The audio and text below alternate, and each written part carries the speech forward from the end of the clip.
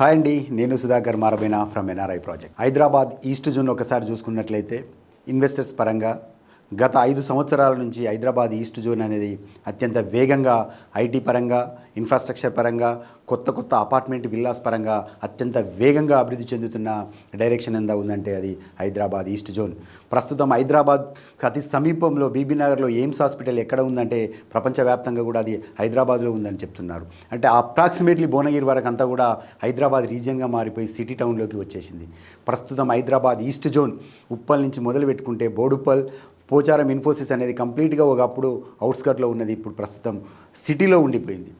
Madaram IT park అత్యంత వేగంగా అభివృద్ధి చెందుతున్న east zone IT park Madaram IT park ప్రస్తుతం 600 ఎకరాల్లో గవర్నమెంట్ అత్యంత వేగంగా ఈస్ట్ జోన్ ఐటీ పార్క్గా అభివృద్ధి చెందుతుంది.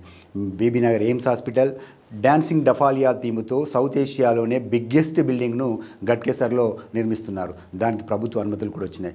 ఇంత వేగంగా హైదరాబాద్ ఈస్ట్ జోన్ అభివృద్ధి చెందుతుంది.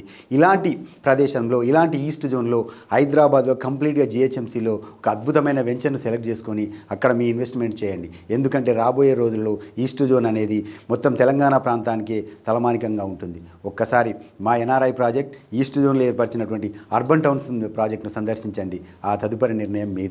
Thank you so much.